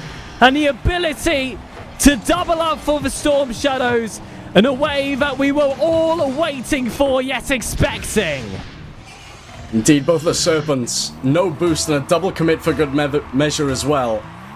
To go 2-0 down. There should be a little sting in their tail. And the Storm Shadows, as you rightly said, expected to come out guns blazing here. A demo by Action as well. And is the style we've come to, well, really get used to whenever G-Wood's on the pitch, is a demo-centric, heavy attack. And to give you no amount of time on the ball, as Action will have another shot. Saved away by Bomber Brown. It'll be touched to Runes at a 50. Inbound by Action will pop up awkward, but Bomber Brown's there to clear it into the blue half for that very brief moment of time. Action already up for this one, unchallenged, looks for that top right corner, can't land it. Bomber just wants to clear it out of that danger. Sammers refuses to let off the gas, continues to just tighten on any single bit of pressure they can land, and the Serpents, credit to them, haven't popped yet. Action could force it, doesn't quite land onto Sammers, and this ball will fall out wide, but it's back into the washing machine. Sammers, shot towards net. Runes isn't there to get the save. 3-0 to the Storm Shadows with 3 minutes 8 left on the clock. We could potentially see double figures if it gets a bit leery for the Serpents. They need to knuckle down here in their rotations. Too much panic at the back, but also such relentless pressure from the Storm Shadows to start things off. Yeah, and I doubt that they'll stop putting the Serpents into the spin cycle. You spoke about how much the Storm Shadows don't like to have the play right up towards their face. And, well, they're inflicting that very same kind of Rocket League towards their opponents now. Ladelk, though, first real time spent in the final third in this opening game, though with that clearance from Action, it has marked it short-lived. Indeed, but the fault to Ladelk here. A free ball to send that one back downfield. Action has time here in the corner, flips it round one, but that'll be the best they can do out of position after that flick. G-Wood now on the sidewall, gets beat out by Ladel, but Sammers is there to pick up the ball, just playing rather calm Rocket League now, trying to weave it around a defender. Sammers has done towards the corner, 50 not found, but Action look for a direct shot. Ladel there with the save, cuts across Runes, and again it's defensive scrappiness from the Serpents. And they're going to need a lot more than just defensive efforts. 3 goals they have to pick up on the offensive end if they want this first game. But at this point, I'll just be focusing on getting the one, proving that these gods do bleed. The RAF have been such a formidable side in the history. And it has remained in the present as well, their top 4 performances. G-Wood caught lacking though. And that third man playing such a high line, had to retreat back and has allowed this attack for the Serpents. Sammers are going to touch on that one. Ladder with a pass inside. Action with a control touch to G-Wood. Will play it by themselves. And that is a 4th goal then for the Storm Shadows, 2 of which from Action himself. Well, you've just got to commit a player forward. And whatever happens. G-Wood ends up knocking his teammates into it. He has been cheated out of the assist points. Minute 30 left to go. And cheated or not, they'll just be happy with the scoreline, I think. I'm sure. As Ladel trying to get to that one, not found. Action will drill this one downfield. G-Wood's there and will get the goal. Assist points or not, that is 100 points added to your tally, good sir. Yeah, I'll be very happy to see the favour returned. It was a wonderful pass as well from Action. Does enough to test the keeper at the very same time. That forces out that early decision. And once the cards are shown, of course, it makes it A very easy choice where you want to place that ball straight afterwards. Samus has pre-jumped this one, awaits any follow-up opportunities, though Runes gets the clearance instead. Laddelk, though, doesn't get that touch towards the wings. It cuts inside, but that will still meet a car in blue. Yeah, Bomber Brown playing a very deep third, sat in their own half, in their own defensive third. You can't do that against the Storm Shadow side because, like I said, you need to get up in their face. You can't get up in their face if two of you are going for it and you're playing a reserve third. You need to be up there as Laddelk gets a good recovery save from G-Wood's shot. That'll all it'll be. More pressure mounting now from the side of the Storm Shadows. A pass inside by G-Wood. Looking for that demo. Will cause disruption on the back line, but that 50 bounce astray. Samus positioned well. Popped up. Action looking for a redirect, but Laddelk with a save again. That is a savior award for them, but no shots to be found. The way of the Serpents, they've got one registered, and that was relatively early on. They've been struggling to get out their own half, and Action tipping that one to the backboard. And I thought they were going to double up on that shot tally with that attempt. G-Woods wanted to get that hat-trick finally complete. Unfortunately, didn't connect this time. Sames, I doubt he'll be running down the clock looking for that one extra. It's the unrelenting nature of the Storm Shadows, which is always so tough to keep up with. Over Serpents could find consolation. Never when you've got those two on the line. There we have it then, game one complete. 5-0 to the Storm Shadows, 2 for Action, 2 for G-Wood, 1 for Samus, all evenly spread, and it came right off the bat after 16 seconds. G-Wood tucking one away, and it's just been the same story ever since after that first 15 seconds. Action with a lovely flip reset as well off the backboard as we take a look at the replays here. It's just been relentless pressure, and we mentioned this from the very start, didn't we? Yeah, I mean, we've seen some matches today, especially the first series of the day, where the pitch felt so huge and you could see all the space that's available. But when the Storm Shadows are just going at you and at you and at you, and the rotations are that far as you go from feeling like you're on a pitch with 3 other players to, frankly, sharing a bottle with the Storm. This time it's the Storm Shadows, and in the next game, it looks like we've had a little bit of a cheeky substitute. You mentioned beforehand the wondrous performance you saw from Galaxy Reaver. We're going to need a little bit of a repetition in that play if there's any hope for a comeback. Yes, indeed, Galaxy Reaver has been subbed in, and out goes Bomber Brown, then Laddelk, Galaxy and Runes looking to try and shake up the order. A little substitute hurts nobody in these series. It does add a new dynamic, however, as Action right off the rip demos the second man to slow any offense that the Serpents thought they might have had. But however, Reaver has opened up the space. Laddelk has a free opportunity at net here. Will they find it's tipped off the bar by Action? But Laddelk will keep this pressure alive. But there you go, a pinch downfield, and Galaxy Reaver's waiting for this one. Sends it long to Runes then. Pass across. Shot not found. It'll go towards the corner. But a much better start by the Serpents. Oh my goodness, can you feel that, Aromas? It's the instant impact of Galaxy Reaver. They'll add a save to their tally. You already see attempted the passes on the infield, already created one opportunity for the Serpents. We know how rare that was in the game beforehand. This could be a different dynamic game. But Storm Shadows always have an extra gear to go up themselves.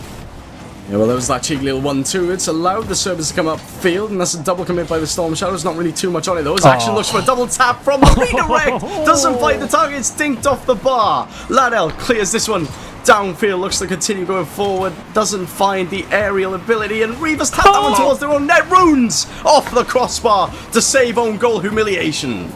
We're in a quick chat. That one was calculated, I'm sure. Reaver holds down the 50. It's Runes yet again. Down on 0 boost on the goal line, trying to find a passage of escape. Season opening in the breakaway of the blue players. G-Wood, though, is happy to face his own lines. Won't attempt to coast either way. Places the ball into the safety of the corner. Sam is there to tip this one up. Action clears down the lower areas. Laddelk has to make a save at the final lines, and that's how quick defense turns to offense for the Storm Shadows. Indeed, Samus control touch at the back line with a free opportunity here, though. Pops it up high. Runes has no boost to work with, so Action free ball towards the side. Doesn't find the skim that they want, so G-Wood has to keep this ball alive in the midfield, and just so quick to the air are the Storm Shadows. Samus to Action, who came from the ceiling, came from nowhere on my screen. Was an impressive play, but again, they're looking for those flashy plays. At the moment, just get one on the scoreboard, because the more you try that psycho attempt, you're going to put yourself at risk. I was ready to bring him back into the VC for a second there. But you're right, I have no idea where action came from at a pre-jump either. There's always just so much theatrics that you want to try and analyse in one game where the Storm Shadows really find their pace. This is certainly one of them. I tell you what, Affinity is going to have a really tough time catching up with this one, because I'm sure there are going to be plenty of clips for the short forms. That's TikTok, by the way, for all of you to try and check those out. Action in off the corner. Galaxy Reaver gets that clearance out. G-Wood just wants to hold it down in his own corner. See space Reaver, make sure the only escape is covered. Well, I will say, this has been a much better game than game 1. 0-0 on the scoreboard. I don't want to be the one to jinx it, though, as the Storm Shadows come forward. Galaxy Reaver realizes they have time, and that's a good boost nab on their own corner, just to keep the ball alive. Lad Elk now not finding the touch. Runes awkwardly towards the corner. Will pick up a second ball. Beats out one. Sammers with a direct shot. A double bump by G-Wood. It's bounced off the crossbar. Action finds the angle. And the dunk from Sammers. It took all their might to get a goal on the board, but they finally got through. And the Serpents were left squirming in their spots. And they thought they'd found that route out. But the tails were quickly grabbed. Sammers had so much confidence to go for that final flip. That is incredible. And it's just what this team do at the very highest level. Sammers will have to catch this one off the bounce, sends this one off the wall. Reaver has to make sure he gets a touch here, doesn't find a teammate. In fact, that ricochet looks like it was going to favour the Storm Shadows. They managed to get those extra few touches, but it's more a game of a survival than counter. It is, as we enter the final minute. You want to see the Serpents come forward, but G-Wood has free space. Past to Sammers. Towards that backboard. Double tap, inbound, not found. And Action again, looking to follow it up. Deflected away. Galaxy Reaver looking to carry this one downfield. Runes has a free chance to bang this one. Does so. Reaver with the follow into the final third, but no one there to follow on to that one. And a demo by Action means that all of the Serpents are trailed back. They're struggling for boost. Sammers free net. 2-0. And did you see how short-lived that moment was on the blue half of the pitch? The boost advantage was all there. The confidence was grand from the likes of Action. And then the time on the opposite end was just short-lived, as it was in the blue. The difference is the firepower of the Storm Shadows is just that bit higher. Action too awkward to make a first shot. Will still go for the dish. In fact, all three players wanted an extra 100. Now this should be an opportunity for the Serpents to at least get something on the scoreboard. 20 seconds left, but they've all rotated and recovered. Runes with a controlled touch. Landel's not there for the follow. Will get the follow touch though after the pop. Galaxy Reaver plays the 50. It'd be nice to see a goal from the Serpents. They played so well to keep this Storm Shadow side tied down as much as possible. Yes, they're playing with flair, are the Storm Shadows, but that's a redirect towards the final third. It will hit the ground. The Storm Shadows take it, but only 2 this time, Big. Yeah, you can only judge what you're playing against. Sure, they are playing with that bit of flair, but that's keeping the door open for you. And you're still able to keep it in that closer scoreline. You had a little bit more time up front, albeit I was a bit concerned that a lot of that happened in the first 60 seconds. They had the surprise factor, the complete mix-up of Galaxy Reaver, and it just didn't quite have the legs that I was initially expecting. Yeah, they look really solid in the opening minute. I was getting excited for the Serpents for a second, and I'm an RAF serving personnel, you know? But the Storm Shadows, their shot count went from 16 down to just 9 this time around.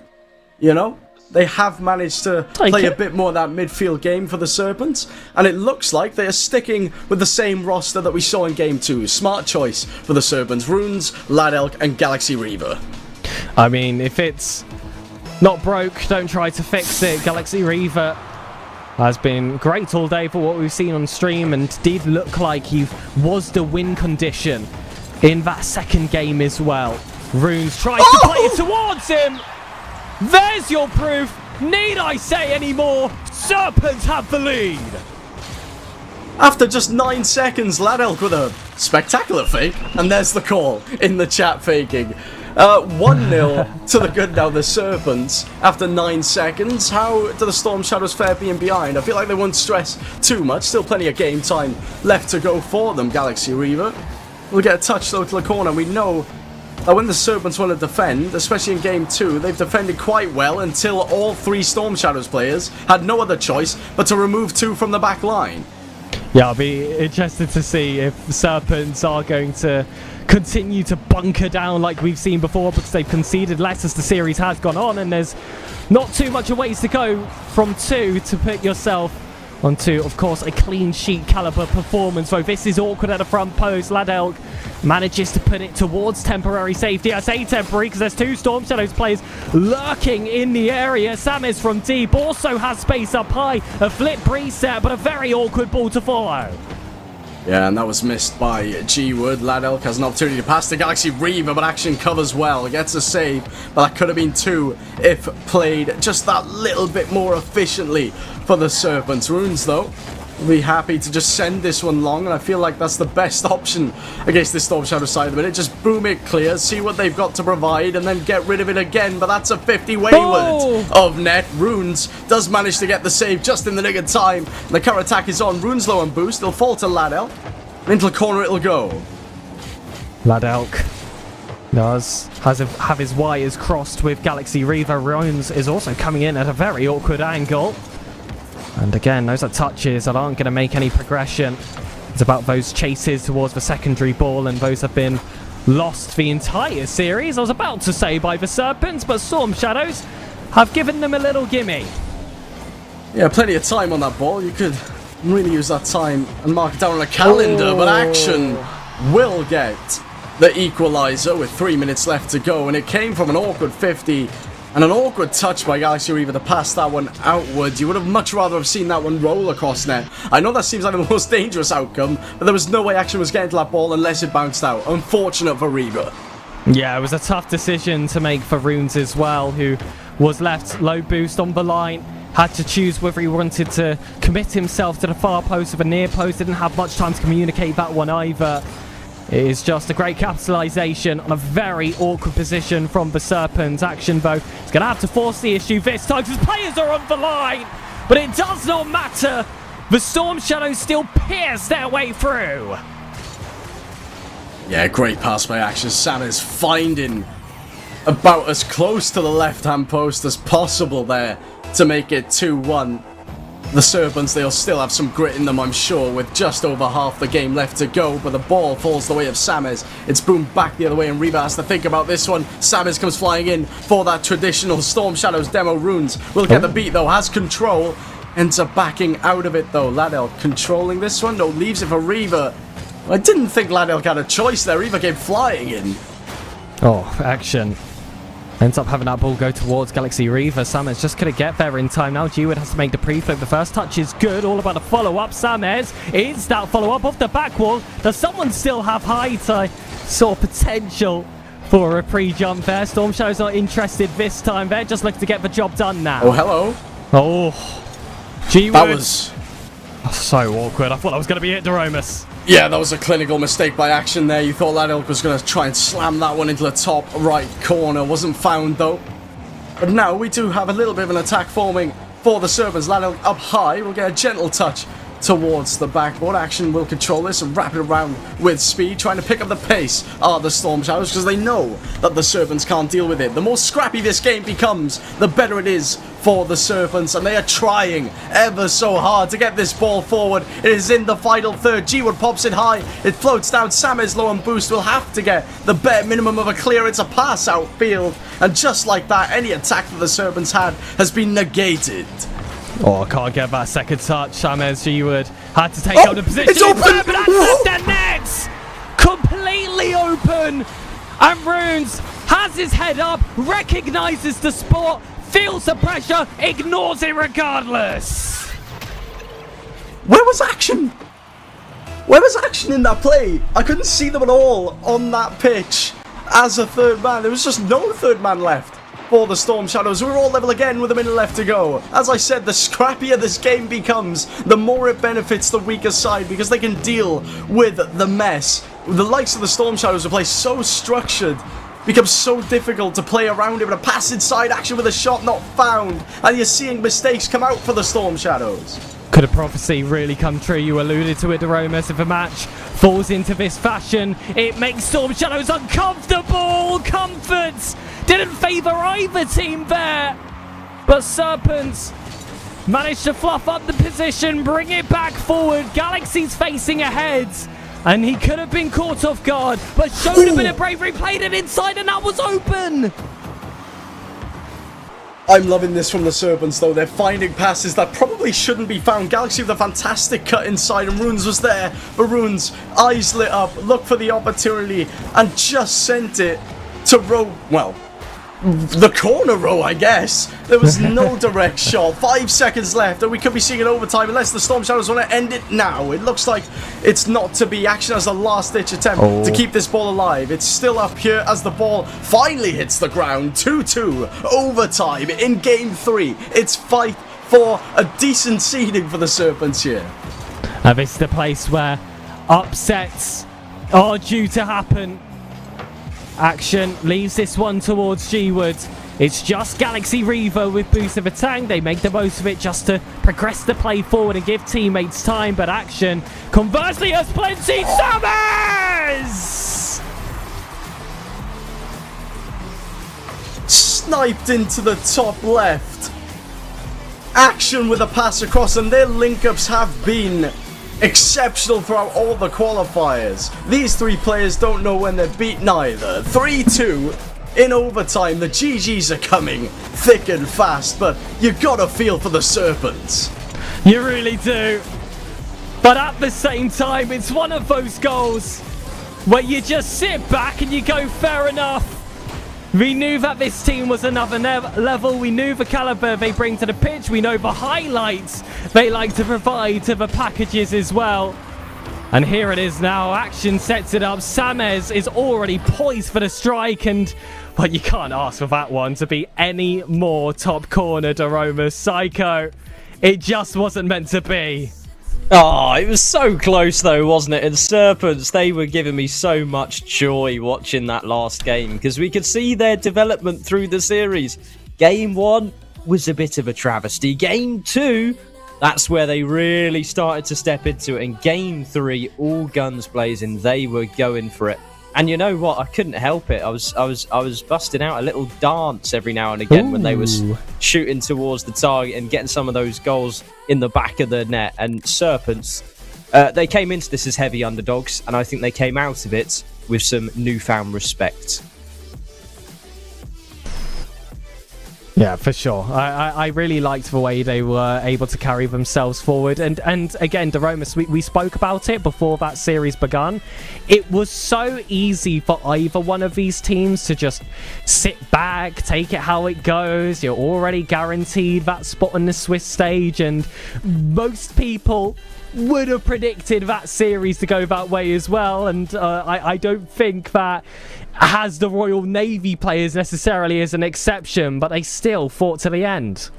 Yeah, absolutely. And I liked what the Serpents did. They saw Bomber Brown was uncomfortable in the situation that they were in, subbed them out, added Galaxy, and it changed the dynamic completely. It went from, right, we're going to have one sat deep third to, no, we're going to get up in your face. And that's exactly what I said at the start, if you remember. It was, get in their face, they'll panic a little bit, they'll let opportunities come your way. And Serpents, they can hang their head up high heading into the Swiss after a result like that, because everybody goes to Swiss in this group stage because we only have 7 teams.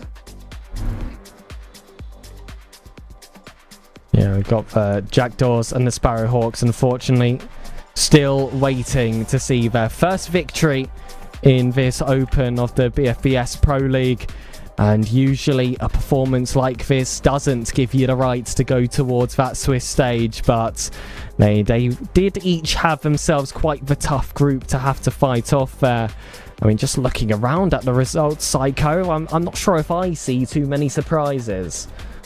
Yeah, not necessarily for me, but I do believe it was those sort of closer matches that we need to draw our attentions to. So Storm Shadows, as far as I'm aware, was by no means an easy feat. Of course, Storm Shadows stepped up today with a sub. Arguably, their star man, Reedy, was missing for today. G-Wood, of course, stepping up to the plate and doing a fantastic job. And yes, just a couple of scores that need verifying by the opponents for some of the rounds missing, but that is all of the games done and dusted here now, Pig. Yeah, it's a good spot to be in for all of these teams. I will say it's an absolute pleasure to have this broadcast running, because as the final results might not necessarily be a surprise, you had to watch the individual games to get a real taste at the full potential of these teams. And of course, that series that we just ended the day with was a perfect example. You're going to look at that one on paper and you're just going to see a 3-0. You're going to see those clips on Twitter as well, and you're going to assume that there was never even a single chance for the Navy side to take a game there. But that was never the case. And now moving forward, we now know that that is a baseline that they can build off heading into that next week. Because, Deromus, you will know yourself, the Swiss stage is quite the ride to go through. But I think a performance like that would give you confidence. Yeah, absolutely. I hate the Swiss stage with a burning passion as a player, because you never know what's coming, right? You never know who's up next. And, I see, right. You know, when you're going to the 5th series each time as well, it's a different thing entirely. You've got to be mentally prepared. It's a long, hard battle, is the Swiss stage. But I'm looking forward to next week. Quite frankly, plenty more action and much closer games across the board. And don't worry, Deromus, I'll try not to feel offended by your absolute hatred for the Swiss stage, but it has been a tough journey, hasn't it? As a player, I just want to say as a player. It gives you the highest of highs and the lowest of lows, that's for sure, especially when you're sort of on qualification points, you're teetering between a 2-3 and a 3-2. That's where it can really, really hurt. But also, I mean, that is what is played out at the absolute highest level and the pinnacle of this esport. And I know many people who cherish it and many people who look at it and think, oh, I'm going to have a headache today, aren't I? But nonetheless, it's brilliant experience for all the teams. And yeah, moving forward to that Swiss for next week, then I'm going to throw a quick question to you then, Pig, and it's going to be a bit broader than just the community qualifiers. Now, I'm going to go for two things, okay? Is the Navy performance we saw in this week's competition repeatable? And is the SEA Dragons going to finally have revenge? That's my question for you, Pig. I can answer those two questions pretty confidently. Do I think that's repeatable? Absolutely. I don't see any reason why it shouldn't be. In fact, having a best of 5 format like that and not even starting with that 3 that they ended with, having that substitute and still being able to repeat that performance from beforehand despite that mix-up, I think that in itself is a proof of concept, even if it is in a short time frame. And as for the SEA Dragons, they got reverse swept last time, Psycho. That is a brutal result. And I believe they actually had match point first in Open 1 as well. I believe they were 2-1 up and they got mini reversed by the Buzzards that time. I definitely feel like their time is coming. If they go through this entire season without a single Open win, I'll be very surprised. Although I am just going to throw that warning out there that the Storm Shadows could step up at any point. I know how big you are on the Krakens as well. We have fallen into the trap of predicting these BFBS seasons too early. So as much as I will confidently put myself forward, I know to an extent I could have already just stepped on a mine. Yeah, that's absolutely fair to say. And I think, Deromus, I've been seeing some of the mini roster mania that's unfolded between the end of Community Qualifier 2, or Main Event 2 rather, and the present. I do believe for the Typhoons, they've got a new star on their team. I think Bale has now stepped up to the plate for the Typhoons, and there was a little bit of a token match hosted on the RAF Esports channel just before this very stream went live. The Romus, how do you think things are going to be shaking up? Maybe without giving too much away, if you can't, for next week's Swiss. Not too much. I don't think it'll shake up too much at all. Personally, Thanks. Bale has made a step up to the Typhoons, but for me, it's a bit of a sidestep with the Nighthawks, if you're asking me personally. But professionally, congratulations to Bale. Well done moving into the Typhoons. But for me, I don't think a lot's going to change, Psycho. I think it's going to be the same sort of story. We're going to see the Typhoons kind of, well 3-1, I think they have in the Swiss, or 3-2. They're quite content with getting into main event. I think it's a similar story in the Storm Shadows. Breeze through. With the Nighthawks, that is a bit more of a tough one. They only have 2 players at the moment. They will be trying out over the next week or so, ready for the Swiss stage next week. That is some exclusive news for you. I probably shouldn't have said that, but I mean, I think it's to be expected, isn't it? As a result of Bale stepping up, there's always shoes that need to be filled, and I think you can sort of draw your own conclusions there. But nonetheless, the standings at the moment between the services are incredibly interesting as well. This time last year, it was domination from the RAF across the board. This time around, we've got British Army esports teams sitting in 1st, 5th and 6th on points. RAF teams 3rd, 4th and 7th within the top 8. So actually, the British Army esports teams are sort of pushing further towards the top, I suppose, as a really higher end, if you like, but not necessarily the pinnacle outside of the buzzards. SEA Dragons are in 2nd on their standings, 24 points to their names, and Royal Navy Krakens are inside of the top 8 at the moment, courtesy of that showing in the main event number 2. But guys, this has just been the start of a new journey here for main event number 3. There is so much left to come, isn't there, Pig? Yeah, there really is, and I like the emphasis put on those 2 services specifically, because it's as if just as the British Army is really starting to find its voice in the BFBS Pro League and shout above the rafters in every single open we've had so far, the Romus, I'm going to throw you a little bit under the bus here. The RAF is having an identity crisis. There's roster changes all across the place. There's token matches. There are teams saying they're number 1 when another team is number 1. What have you got to say as a representative here? it's all for the love of the game. It's all to improve and it's all to get better. We've got an army side that are very much in form, and we're trying everything we can to knock them off the top pedestal. Well, there you have it. I think that's a perfect wrap-up, isn't it, Deromus, for what has been another fantastic day of Rocket League events. But that is going to be it for tonight's affairs. You'll join us next Wednesday to do it all over again in the Swiss stage of main event number 3. It's a massive thank you from myself, Sir Pegasus, Deromus, and Hazard behind the scenes, who made all of this possible. Thank you very much for watching, and we will see you next Wednesday. Bye-bye.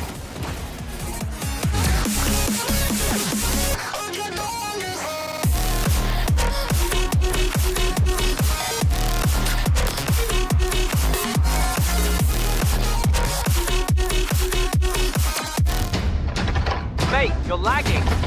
What are you doing?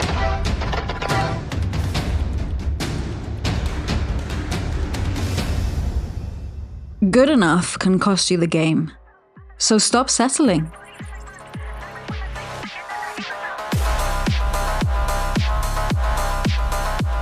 Wifinity is built for real-life on base, so you can game without compromise. Posted somewhere new? Take your Wi-Fi with you, no hassle. Get fast, reliable Wi-Fi with Wifinity. Use code BFBS50 to get 50% off the first 3 months.